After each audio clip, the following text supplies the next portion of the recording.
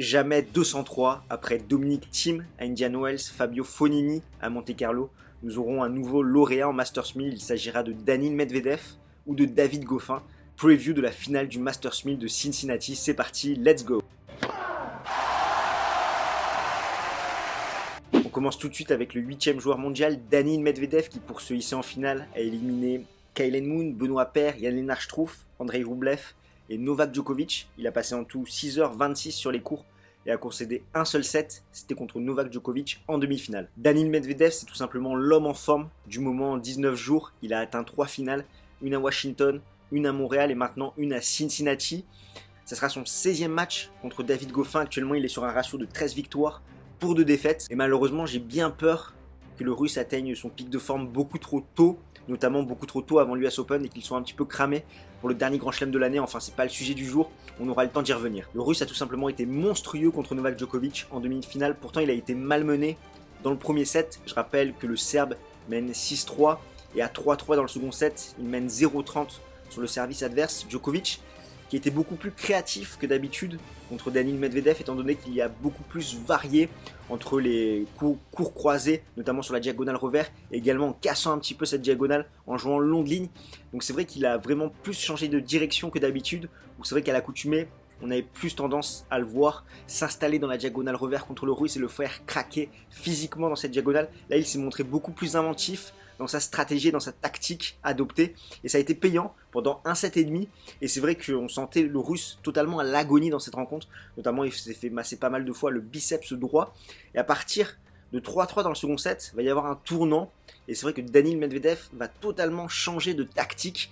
Lui, qui jouait plutôt un jeu assez défensif et qui essayait de battre Novak Djokovic à son propre jeu, là il va vouloir jouer un tennis très très agressif, où il va frapper très fort dès le premier coup de raquette, notamment dès son premier service, et ensuite il va essayer de faire le point en 2-3 coups de raquette, donc vraiment un tennis très agressif, où il va avoir un plan B, sachant que son plan A ne fonctionnait pas et que physiquement, il n'était pas en mesure de rivaliser avec Novak Djokovic, à l'inverse de son match qu'il a fait contre Rafael Nadal, où son plan A n'a pas fonctionné, et on l'a vu totalement désemparé.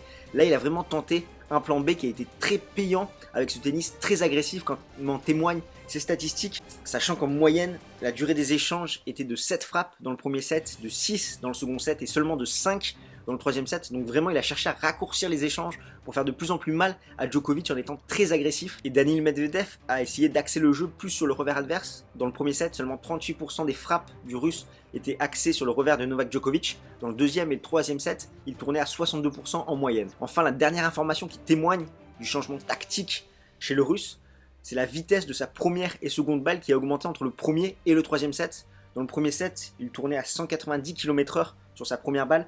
Et dans le troisième set, il était en moyenne à 205 km/h. Pareil pour son deuxième service. Dans le premier set, 148 km/h en moyenne. Et dans le troisième set, il était à 183 km/h en moyenne. Donc voilà, un revirement de situation très intéressant chez le Russe qui a montré qu'il pouvait changer de tactique, s'adapter face à son adversaire et également déployer un tennis très agressif et être en réussite derrière. Le Russe était totalement dans la zone en cette fin de rencontre. Et Novak Djokovic, après ce Wimbledon assez épuisant, n'avait pas les armes mentalement et physiquement pour rivaliser avec ce changement de tactique adverse. Medvedev sera au pire 7ème lundi au classement et 5ème au mieux. Actuellement, il est 5ème à la race. Et dans sa jeune carrière, le Russe a déjà disputé 9 finales, 4 victoires et 5 défaites. Et seulement 1 sur 4 dans les grands événements, ça veut dire ATP 500 ou plus. Et c'était à Tokyo en 2018. On passe tout de suite à son adversaire, David Goffin, 19ème actuellement, qui pour se hisser en finale a éliminé Tyler Fritz, Guido Pella, Adrian Manarino. Il a profité du forfait de Yoshito Nishioka. Il a également éliminé Gasquet en demi-finale. Il a passé 6h48 sur les cours et a concédé un seul set, c'était contre Tyler Fritz au premier tour. Et c'est vrai que depuis sa finale aux ATP Finals en 2017 et sa blessure à l'œil en demi-finale à Rotterdam 2018, le Belge avait totalement disparu des radars et petit à petit, il rejoue à son meilleur niveau, il retrouve un petit peu de la confiance. Ça avait commencé à Roland-Garros où il avait réussi à prendre un set à Rafael Nadal. Derrière, il fait un quart de finale à Bois-le-Duc, une finale à Halle, un quart de finale à Wimbledon et maintenant sa première finale en Masters 1000 à Cincinnati. Avant ça, il avait déjà fait 3 demi-finales en Masters 1000, une à Miami en 2016, une à Monte Carlo en 2017 et une à Cincinnati en 2018 où il avait dû abandonner contre Roger Federer après un très bon premier set. C'est vrai qu'on est encore loin du niveau qu'avait pu afficher David Goffin en fin 2017, mais petit à petit il retrouve des couleurs comme je vous le disais. Contre Gasquet, il a été très solide, même si le français était émoussé physiquement de son combat contre Bautista Agut en quart. Le Belge a mis 27 coups gagnants pour seulement 13 fautes directes contre le français avec un total de 10 sur 10 au filet. Et il aura été très agressif en retour, sachant que le français n'aura gagné que 16% derrière ses secondes balles. Il sera au pire 15e lundi au classement, au mieux 12e, et actuellement il est 11e à la race, et au mieux il pourrait être 8e.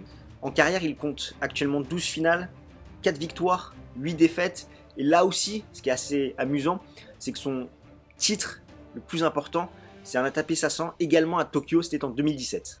Au niveau des face-à-face, il y a un partout entre les deux hommes. Les deux affrontements se sont joués en 2019, à chaque fois en Grand Chelem, à l'Open d'Australie et à Wimbledon. Le Belge a gagné leur dernier match, c'était à Wimbledon en 5-7. Comme d'habitude, je vais t'afficher les statistiques détaillées. Donc les deux joueurs présentent des statistiques similaires, en s'appuyant notamment sur leur première balle et en étant beaucoup plus friables derrière leur seconde balle. Au niveau des clés tactiques, si Daniil Medvedev veut décrocher son premier titre en Masters 1000, il va devoir utiliser la même tactique que contre Novak Djokovic, c'est-à-dire faire le point en 2-3 coups de raquette, être très puissant, très agressif derrière sa première balle, passer un maximum de premières balles pour assurer ses engagements et agresser Goffin notamment sur ses secondes balles, sachant que je pense que physiquement ça commence à tirer pour le russe, donc vraiment il va devoir raccourcir au maximum les échanges s'il veut s'imposer. Quant à lui, David Goffin, ça va être tout l'inverse. Il va devoir entraîner Daniil Medvedev dans de longs rallyes, dans de longs échanges, se montrer très solide du fond du court pour vraiment épuiser son adversaire qui est déjà un petit peu émoussé physiquement. Et comme Medvedev, Goffin va devoir profiter des lacunes en seconde balle de son adversaire. Et pourquoi pas utiliser le slice? On a vu que ça avait plutôt bien fonctionné avec Rafael Nadal en finale de Montréal, étant donné qu'il donnait des balles très compliquées aux Russes pour qu'ils puissent attaquer derrière, sachant qu'on sait que voilà, il a une frappe très tendue et quand on donne pas beaucoup de hauteur, c'est dur de réaccélérer, de trouver le rythme dans ses frappes. Donc c'est pour ça que même si Daniil Medvedev est favori sur le papier, d'autant plus après sa victoire contre Novak Djokovic en 3-7, je vois quand même Goffin s'imposer en étant beaucoup plus constant, plus régulier et surtout plus en forme physiquement et moins émoussé que son adversaire. Donc je vois une victoire du Belge en 3-7, à voir ce qui va se passer. Donc voilà ce qu'on peut dire pour cette preview. N'hésite pas dans les commentaires à nous donner ton avis. Toi, qu'est-ce que tu en penses? À lâcher un petit pouce bleu si tu as aimé la vidéo, à nous suivre sur tous nos réseaux sociaux, à nous faire un petit don sur Tipeee si tu en as envie pour qu'on s'améliore de façon qualitative dans nos vidéos. Et nous, dès la fin de la finale, on revient avec toi pour débriefer des hommes et des femmes à Cincinnati. Donc d'ici là, porte-toi bien. Ciao, ciao tout le monde.